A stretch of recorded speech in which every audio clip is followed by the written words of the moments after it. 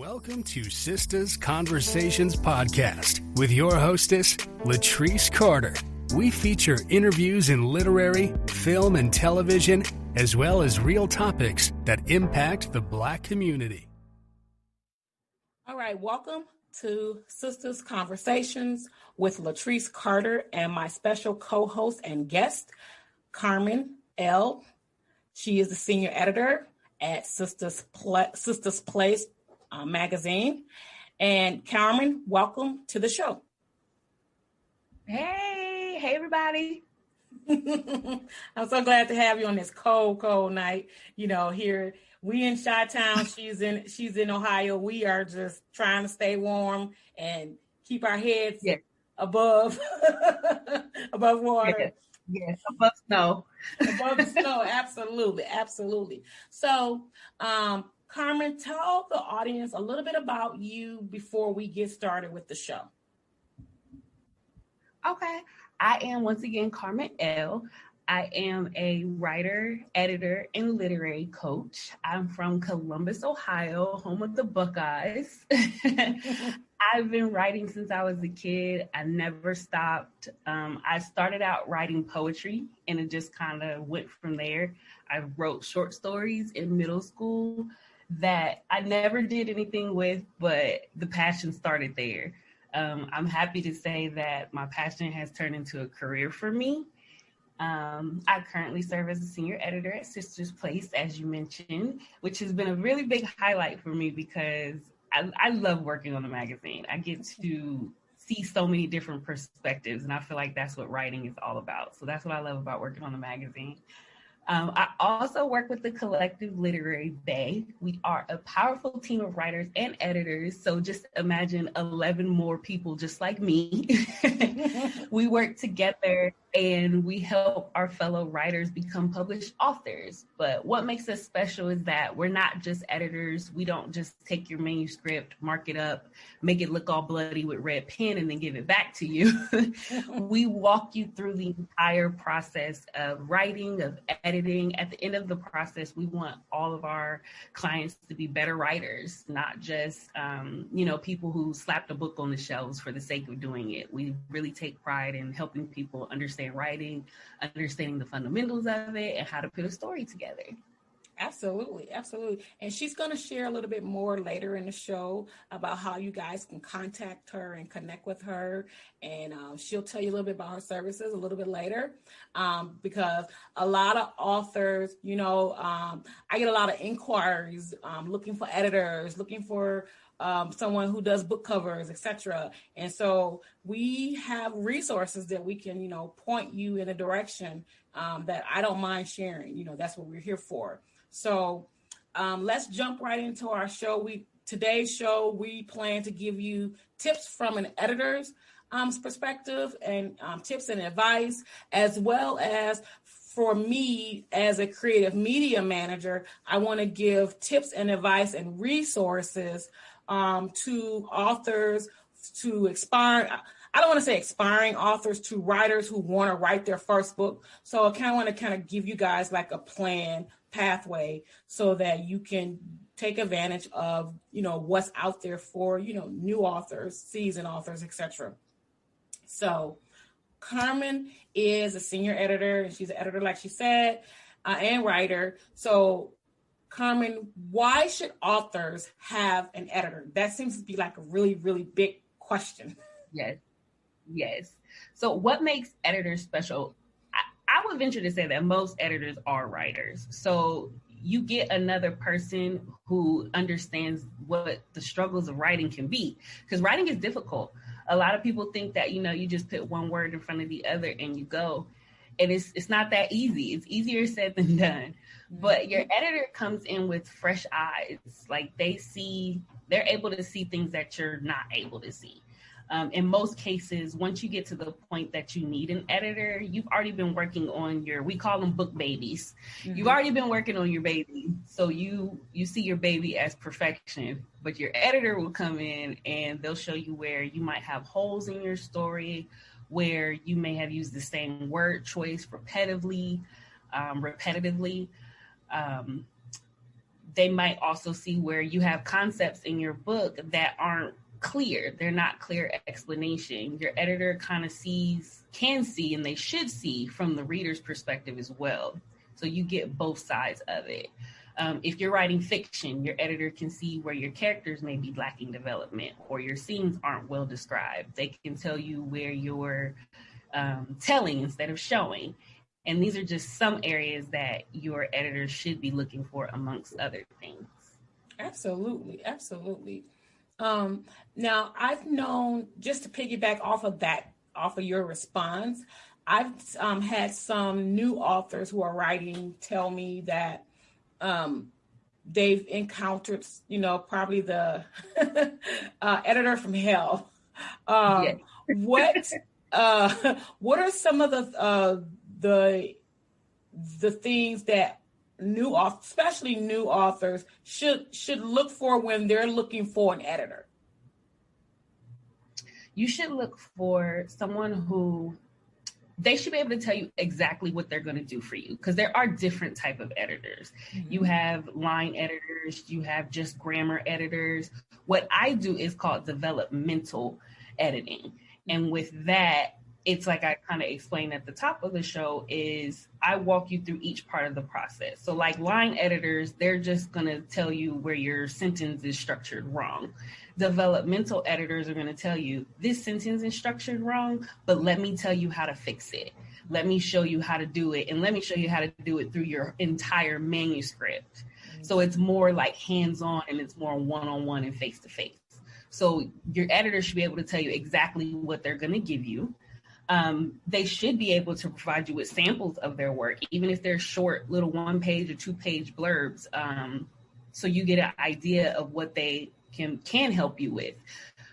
If you're struggling with something in particular, so this is kind of work on the writer's part, you have to know what you're struggling with in order for your editor to help you.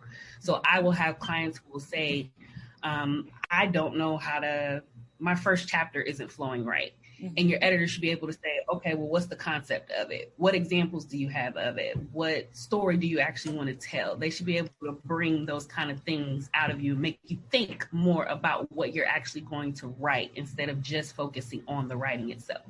Okay. That's very good. And being an editor, what are the biggest mistakes you see that authors new and seasoned make? Now, before I even answer that, I want to say writing changes a lot. It changes a lot. So like for me, I published my first book 7 years ago, which is now out of print.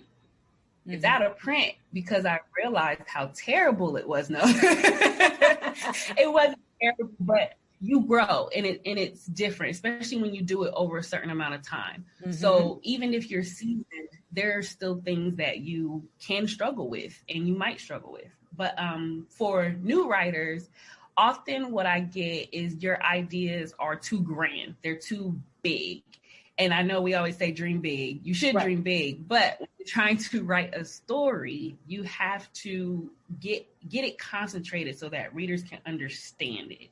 Mm-hmm. I will use myself as an example. I have a book that was multiple characters, multiple perceptions. It was too many. It was just way too many. There was no way that I could tell that many stories in that amount of time of a novel. Like I would have had to write a series. Right.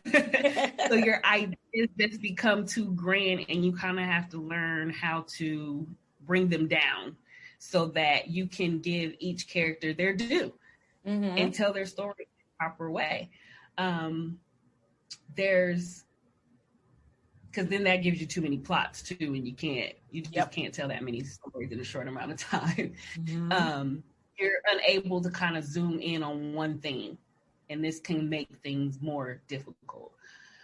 For all level of writers, there's a difficulty of organizing. Mm-hmm. You could do 3 books, you can be on your 10th book, but every story kind of has a mind of its own and it can require a different technique to do it. So regardless of the level you're on, I always suggest that people either start with free writing or creating an outline.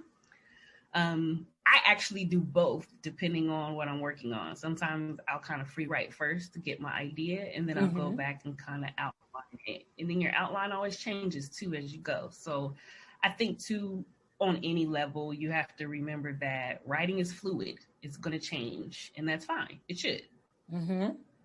Absolutely. And you know what? And I can relate to being an author myself, which is why I end up making a novella series, because I had so many stories in my very first draft that I had to like pick it apart. For Deceitful Secrets, pick it apart literally and take out. I was like, okay, this is too much. This is too many people in one book. Yes. And it's too much. It was too much going on. So I get what you're saying. And it took for me to like read it through, like probably the third time going, there's too many characters. There's too much going on. And I literally picked it apart myself. And with that being my first book, I was surprised that I was like, wow, I was trying to go big, but I realized it was too much. Yeah, it can be, because it's a lot, because when you have that many characters, each character has their own plot. You have to weave the plot together. It's really easy to end up with plot holes, when you have too much. So if you have a book that has a lot of characters, I always suggest making a character sheet and a plot sheet. So you develop them separately, but then you have to look and say, how are these people actually connected to each other? Right. And how are these plots connected to each other? Absolutely. Nice. I like that. So what tips can you offer to new authors as they're getting started in the writing process? They finished their first draft and they've rewritten it probably 3-4 times. When is it good for them to get it to an editor for a first look? So that kind of goes back to knowing what you want. We have people who they will come and they'll straight up tell you, I don't want you to change anything in my story. My story is perfect. There's nothing wrong with it. Oh, wow. And I just grammar check it. And I'm like, okay, we can do that. However, if there are issues, we can't necessarily tell you how to fix it because you just said you wanted a grammar edit. So it's almost like, do you want quality or you just want to be published? Right. I always vote for quality. Yeah. So I definitely will always want to get a developmental editor because they're going to look at those things. Whereas line editors and grammar checks, they're not going to do that. I would not go for a line edit or a grammar edit until I've had an editor check off on a complete top to bottom edit. So that's what's kind of beautiful about Literary Bay because we do all of that. Okay. We do all of that with us. So, but I mean, even with the developmental edit, you can come. I have clients who come with nothing. I have clients who come with a 1-page doc, and that's where we start at. It just depends on how much help you actually want to have. But when you get to the point where, you're on your third draft, like you said, I would definitely look into getting still a developmental editor just to make sure that your book is all the way solid. Absolutely. So the steps is a development editor, then what is it? Is it grammar next or line edit next after development? I would do development, line, and then grammar. Okay. That's that. You know what? That makes sense. Flowing correctly. Make sure that plot is flowing correctly. Make sure that conflict and that resolution is there. Then that last part, grammar. Because I hate opening up a book and I'm reading it and I'm like, oh, that's spelled wrong. Oh, that's not the right word. oh, it's discouraging. You will actually close the book, put it down. That has happened to me, no lie. I won't say the title of the book, but I actually purchased it from Barnes & Noble, and I never read it because I could not get through. I think I read maybe the first 3 pages because I'm such a book nerd that I will still give stuff a chance. Mm-hmm. And I'll be like, well, maybe it's going to get better or maybe it's going to make sense. No, this thing was so bad. With the first 3 pages, I never picked up the book again. And I actually keep it as an example. Mm-hmm. And when I have to teach clients certain things and I give them examples in reading, I'm like, read this. Just read this and tell me what's wrong with it. That's good, though. That's good. That's really good.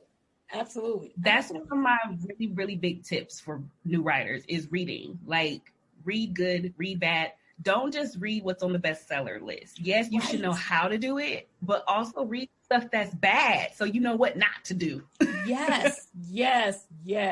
Writers read. That is, you know what? Years ago, I heard another, she's a bestseller. She said, writers read. Because I've run into some people. I've actually interviewed some authors where they told me they don't read. And, I just sat there and I was like, you don't read no books? I don't know if I want to read your book.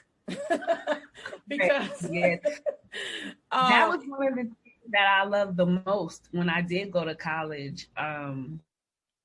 Especially, I went through the grad program for English and creative writing at Southern New Hampshire University. And it was so reading intensive. And I thought I was like, my eyes were going to roll out of my skull because I was reading so much. But I come to appreciate it. And I actually built a habit. So even since I've graduated, I will try to read a nonfiction book and a fiction book at the same time. Because then you get those 2 different types of writings. And along with reading, like, extra tip on that is read stuff you normally wouldn't read, because that changes your writing as well. It makes you see things from a different perspective. One of my favorite things, a little guilty pleasure, is true crime. I love true crime stories. All the podcasts that I listen to normally are true crime. I don't write a stitch of true crime. Probably never will. I don't even write mysteries. I'm just good old fiction, right? Right. But it shows you how to do certain things. Like, even if you're just writing fiction, looking at mystery will show you how to use a plot twist. Okay. Will show you, how to pull somebody in, like, oh, what's gonna happen next? That's my main thing when I'm looking at something or reading something. I'm like, what? How'd she get there? Okay, how that's gonna come back around? Like, it just shows you different ways of doing things. So tell me this: how do you advise someone when they have a cliffhanger at the end and they want to start? So it's like a series, and you know what? I'm gonna tell on myself. I'm talking about myself. So my first book, Deceitful Secrets, has a cliffhanger at the end, right? And so I'm in the next series, right in the next series. So what is your advice for picking up from that cliffhanger? Do you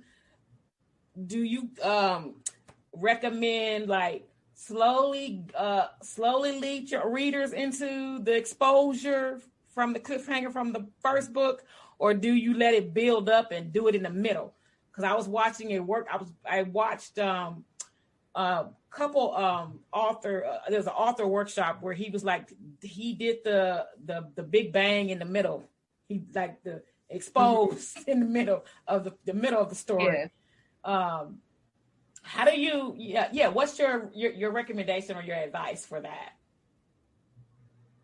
My suggestion is, I don't know, as a reader, I don't think I would want to wait until the middle because I'm so stuck on what happened at the end. Now, that's the reader part of me. Right. The editor part of me feels like, what's your end game? What's your whole plot here? Especially for fiction, because you get to do the roller coaster. Yes. You get to take your reader up. You get to bring them down. You need to take them up again. So in planning, I would think, how many punches do you have? Do you have 3 good punches? so that you can put one in the beginning for that cliffhanger where you left off on, because you're already drooling. I need to know. Yes. But to keep me reading, how many more times can you punch a reader in the face and give them something different? Oh, girl, I got. Okay, I got you because I got two gut punches. I introduce a new character that's going like woo, and then I try to kill a character. Yes. Oh my goodness, roller coaster. Yeah, that's. But even think about it. That's what makes series so good. That's what made the TV show How to Get Away with Murder. That's what made it so good. New things just kept happening that you necessarily, as the viewer, didn't know was happening. Same thing with Power. New characters kept coming, and you're like, wait a minute, where was you at? Oh, you was back there the whole time? Oh, okay. So it's about that constant down of the roller coaster of keeping your reader guessing. Yes. Oh my goodness. Okay. All right. I like that. All right now. So tell our listeners, what services do you offer to new and seasoned authors, and how they can connect with you to learn more about you and follow you on social media? For new writers, I offer, really, this is for anybody. I have a 5-page edit service. I know 5 pages doesn't sound like a lot, but when you're looking for certain things, like I said before, and you can tell your editor exactly what you're struggling with, 5 pages are a miracle. So you can get a 5-page edit service. This is for writers who are just starting out or need help fleshing out their ideas or need help planning their project. Like, we just had a little, aha moment there. Where, I can see it from a different perspective. So you can book those sessions on my website, which is carmenelle.com. That's CarmenElle.com. You can also work with me on a larger scale for those developmental edits. If you need help going through the whole process, you can connect with me on Literary Bay. We offer a great package where we work with you from conception of your idea all the way up to the very last page. We do nonfiction and fiction. So in either category, we make a specialized plan just for you, just for your writing, and we coach you through the whole process. You actually get, depending on what you come in with, we have a number of sessions that we give you. Some people we work with for 12 sessions, and they're an hour long for each one. So it's very hands-on coaching. You get your very own bae to fall in love with. You can also opt into our publishing program, which we can help you get set up to sell on all platforms. Now, we're not a publishing company. I just want to put that out there. We're not a publishing company, but we just help you get set up so that when you go forward with your book, baby, you already know how to sell and market and all that good stuff. And the Literary Bay link is on my website as well. That's good. That's good. Now, if they specifically want want you, is there a way for them to select you from on Literary Bay? Yes. Once you go through the onboarding process with our onboarding team, you can say from there, hey, I want to work with Carmen. She's doing amazing on Sister's Place. No, I'm plugging myself hard there, right? Yeah. No, anybody, you know what? All of the bays are so amazing. Like, they're my writing village. So whoever you are with, even if it's not me, we're all amazing. And we all work together. So even though you may not have face-to-face time with me, I'm still in the background somewhere. I guarantee you that. And so are the other bays. So like, or when we were talking about, you have one editor who does your development, you have another editor who does your line. That could be 2 different bays. So we really do work as a team for all of our clients, because we all are specialized in kind of different things, and we come together and kind of make this X-Men team of amazing editors. Absolutely. And I know, I know for sure I'm just gonna request you. It's absolutely fine. Yep. Yeah. That I appreciate everybody, but I request Carmen, please. Because I got the 8 books, but I have the Deceitful Secret series is a novella. So I've learned someone taught me how to break those down. So she was like, you don't have to make that novella XYZ number pages long. That's just too long. Girl, write that short story and get them stories out. Because, one of my friends, she's an author and she has a series.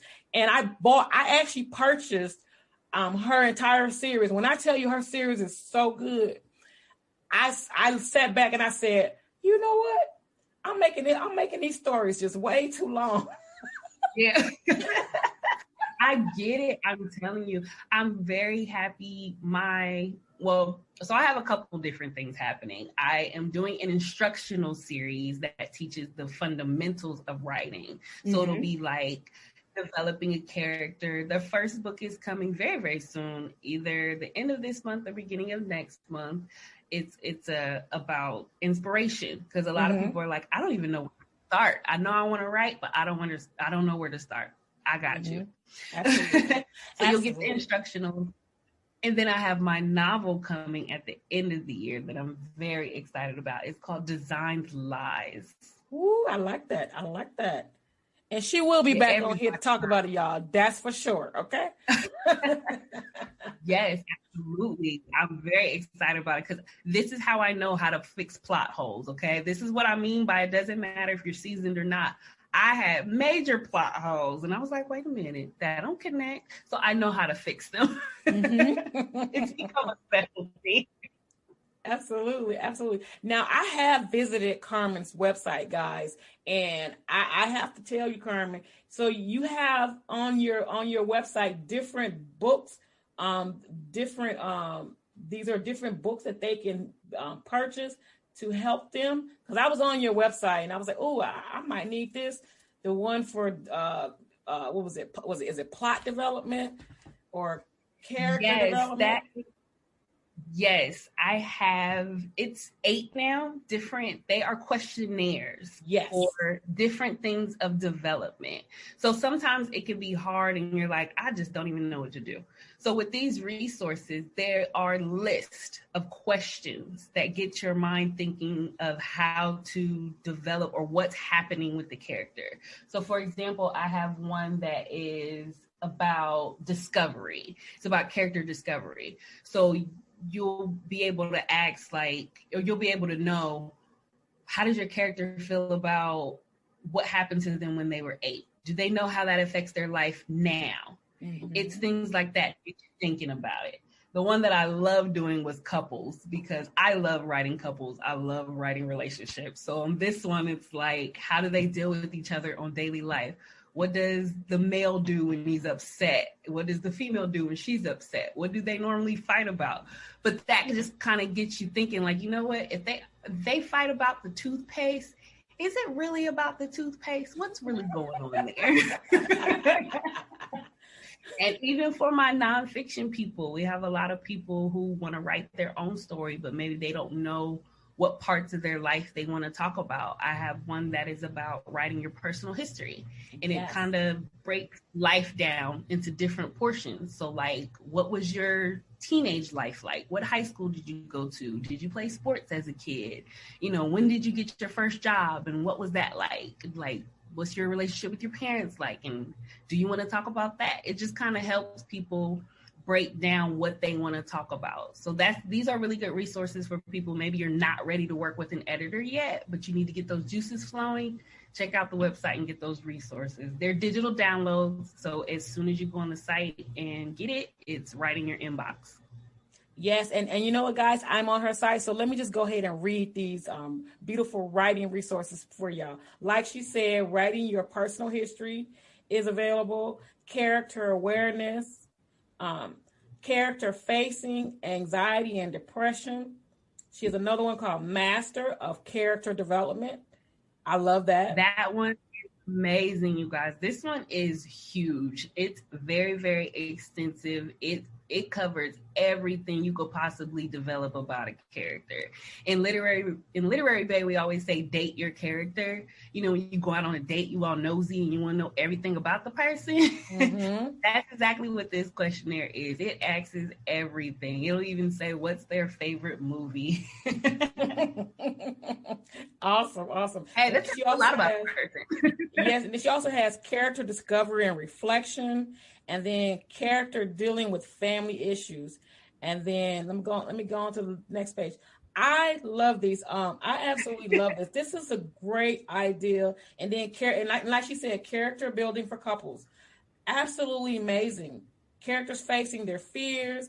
These are some great resources you guys can check out on CarmenElle.com. And because I already see one that I know I'm gonna get, so I'm definitely gonna yes. It's beneficial. I like resources like this. Yeah, and they're really easy to read. There's no like clouded information around it. It's literally just these are the questions, you think about it and write from there. You don't need anything extra. You got enough, mental work to do when you start writing. Absolutely. So that's the editor's advice and tips section. So now I want to give you guys from a creative media manager perspective and an author too. And I'm pretty sure Carmen will agree with some of these. These are some tips from tips that I think authors can use. You can, build a budget. Make sure you invest in your book projects. Book promotion on Twitter, Facebook, podcast interviews, book tours. You got, when you publish your book, that book is not going to sell itself on Amazon. Because, a lot of people think, oh, my book is live. It's live on Amazon. It's on Barnes & Noble. It's at all these different bookstores. But guess what? Don't nobody know your books are at these, out there.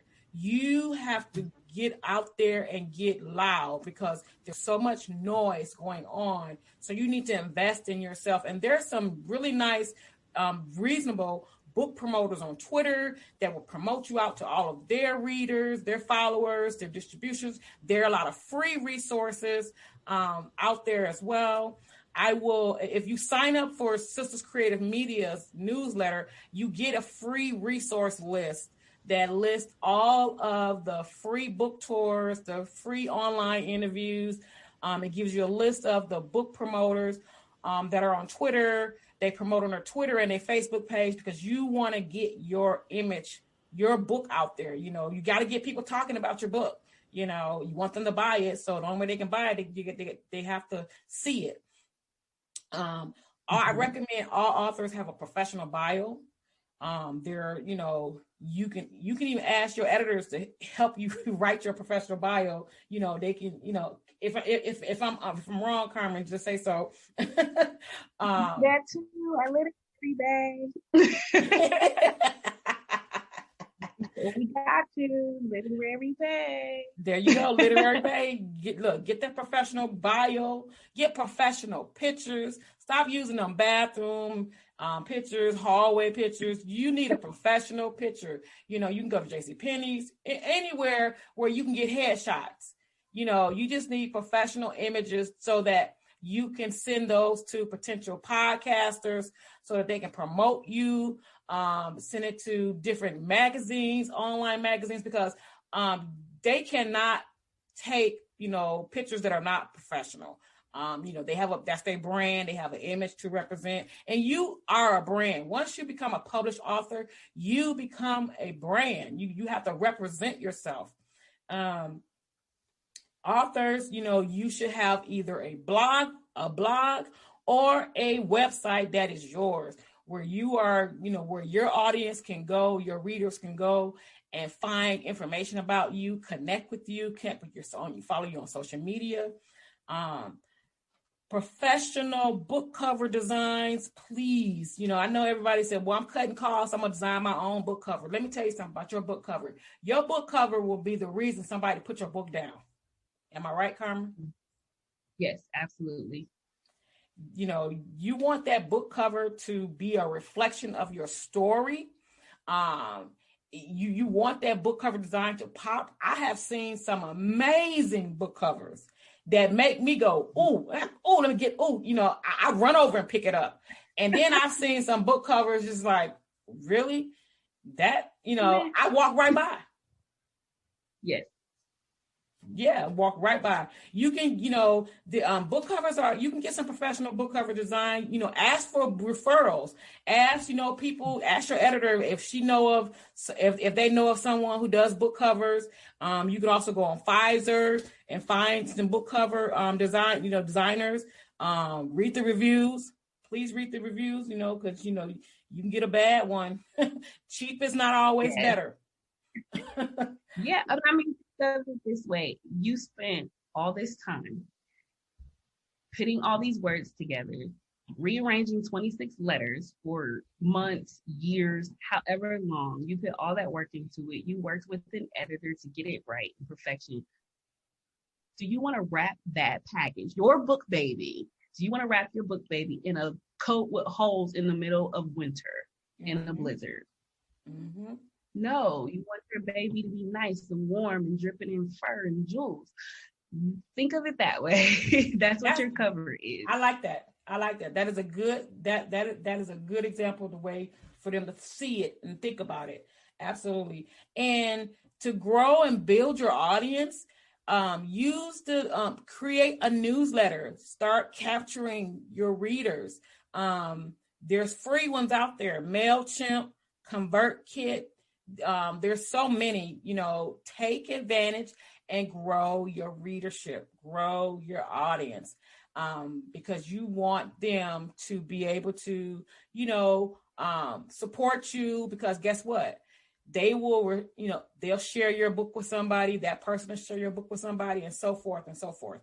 And, and you want to start talking about your book before it comes out, at least 6 months. I say at least, 3 to 6 months before your book actually drops. Carmen, do you have a different recommendation? No, anytime is really good. A lot of people even say when you first finish that first chapter, go ahead and get to it. When you come through Literary Bay, we have a build your book, build your brand. Mm-hmm. And it starts to tell you how to get a marketing plan while your editor has your book. So even though you're done writing, that's when your marketing plan starts to go into place. Okay. See, great tips. Great tips. So that is all I have to share tonight with you guys. You guys make sure you join our podcast Facebook group called Sisters Conversations Podcast. We have a podcast every week on Sisters Conversations, and it's a different topic every week. But I hope you guys really enjoyed today's podcast. A wealth of information. I hope you took notes. Reach out to Carmen, visit her website, connect with her on, she has a page on Facebook. Go ahead and share your social media page, Carmen, that fans can follow you and connect with you there. On Facebook, I am Carmen Elle. On Instagram, it is the writer Carmen.Elle. And you can find everything at the website, carmenelle.com. Absolutely. Hey, there's a wealth of information. Invest in your book babies. Invest in your project. This, is you. It's a representation of you. And I love Carmen's example. You want to wrap your book baby, in a coat with no holes. I like that. You want your fur. Absolutely. Vegan absolutely. So, Carmen, do you have any closing remarks before we close the show? I just want to say thank you for having me on. I really hope that everybody got something out of this conversation. This is the way that I love to talk about writing. I can go all night, but that's the beauty of CarmenElle.com. You get me going all the time. But don't hesitate to reach out, even if you just need an ear. I'm here for that too. But thank you so much. I appreciate you. You are so welcome. You are so welcome. Well, that is our show, everybody. I wish you guys nothing but blessings. Happy Black History Month. And we will see you guys again next week. Until then, stay safe, stay warm, and be careful. Have a great night, everybody.